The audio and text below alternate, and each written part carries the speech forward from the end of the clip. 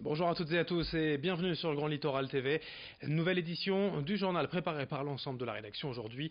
Nous sommes le jeudi 22 mars. Avant toute chose, vos prévisions météo. Aujourd'hui, un temps plutôt perturbé dans l'ensemble dans la région. Heureusement, le littoral, la Côte d'Opale et le Pas-de-Calais s'en sortiront mieux. Il y aura de belles éclaircies aujourd'hui. Du soleil au plus près de la mer, malgré tout. Du côté des températures, cela reste quand même en dessous des normales. Avec 9 degrés de prévu aujourd'hui à Calais et à Saint-Omer, 8 degrés à Dunkerque et à Boulogne. Les prévisions météo complètes, bien évidemment, juste après ce journal. On démarre cette édition par l'actualité du jour, bien évidemment, en France. Cette grande journée d'action sociale et de mobilisation des fonctionnaires contre les projets de réforme du gouvernement. Les enseignants, les personnels de santé, personnels administratifs, les cheminots de la SNCF, les pilotes et stewards d'Air France. De grandes manifestations sont prévues partout en France, à Paris bien sûr, mais aussi en région, à Dunkerque, Calais, Saint-Omer et Boulogne. Nous suivrons de près d'ailleurs cette mobilisation tout au long de la journée sur le terrain avec nos équipes mobilisées. Sachez d'ores et déjà que ce jeudi s'annonce très difficile sur les rails. Les cheminots tiennent à leur statut et tiennent à le faire savoir. La SNCF annonce aujourd'hui dans la région des Hauts-de-France un TER sur 10 en circulation, 150 cars de substitution, mais cela s'annonce quand même difficile de circuler en train. Le TGV par exemple, Lille-Paris, 3 trains sur 10 seulement aujourd'hui. La SNCF qui conseille tout simplement de reporter votre déplacement ou de choisir un autre moyen de transport si vous le pouvez. Ailleurs, notez dans la région que des vols seraient supprimés également à l'aéroport régional de l'Île-les-Quins. Et dans l'éducation nationale, le rectorat annonce pour l'instant 15% de grévistes, 25% selon certains syndicats. L'administration également, je vous le disais, pourrait être touchée, que ce soit Pôle emploi, la CAF, les mairies, les bibliothèques, les piscines ou encore la poste.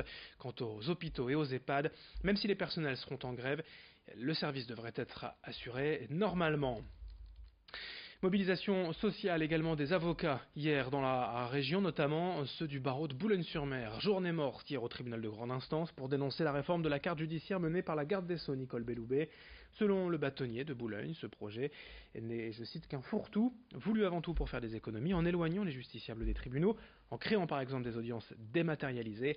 Les avocats craignent à terme que les citoyens se voient refuser l'accès à un juge.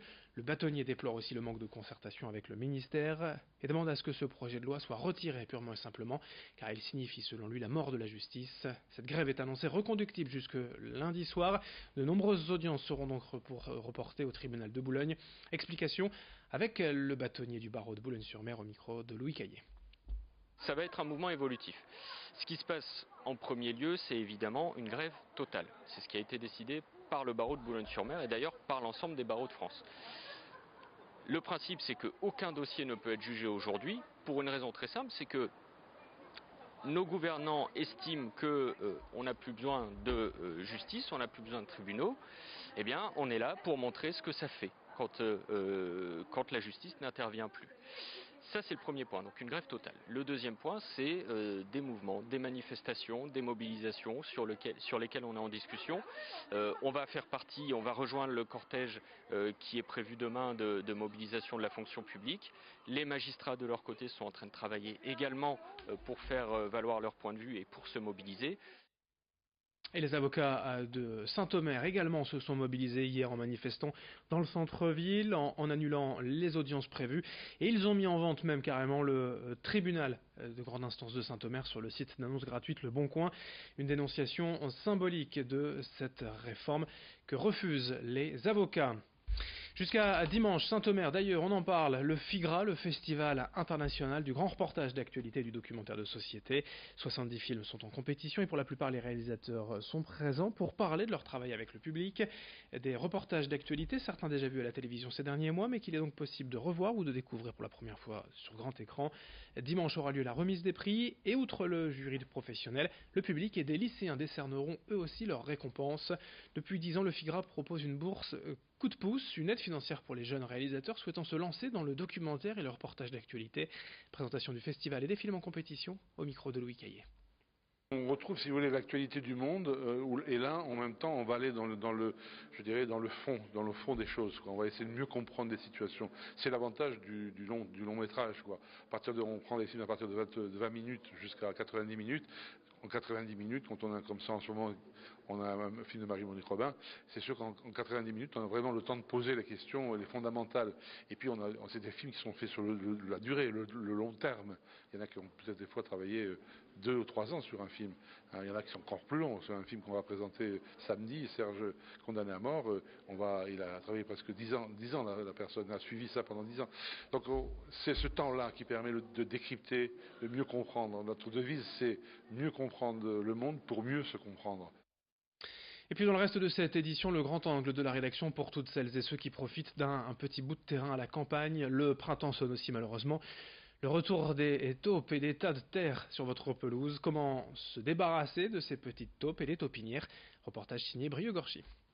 Donc là on a une taupe qui a été prise il y a quelques jours. Donc on la laisse sur le terrain. Donc on la remet dans la galerie. Pour se débarrasser des taupes, il n'y a pas 36 solutions. Il faut les gazer ou les piéger comme dans ce jardin. Le piège, et voilà. C'est une pince, c'est un crochet que l'on dispose dans les galeries. La taupe passe dans ces galeries pour s'alimenter et dès qu'elle passe dans le piège, elle est coincée et puis on la capture comme ça et on fait son élimination par ce moyen-là. De mars à mai, c'est la période de reproduction. À la recherche d'une femelle, les mâles creusent davantage et cela se ressent à la surface. La taupe sort une quantité de terre pour creuser effectivement ces galeries, ce qui peut être un peu représenté dans la région par le bassin minier.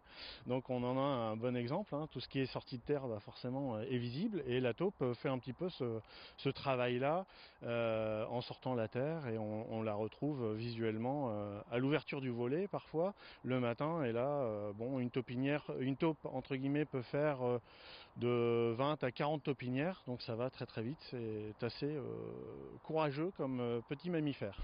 Pour venir à bout des taupes, cette entreprise se charge de la pose et du relevé des pièges. Le prix d'une intervention comme celle-ci est estimé à 80 €. Voilà pour ce reportage local. Voici d'autres infos à suivre dans un instant avec l'actualité régionale. Restez avec nous, on va bien sûr parler de cette journée de mobilisation sociale, des grèves, notamment à la SNCF. Dans un instant, vos prévisions météo. Très belle journée à toutes et à tous, bien évidemment ensemble sur Grand Littoral TV.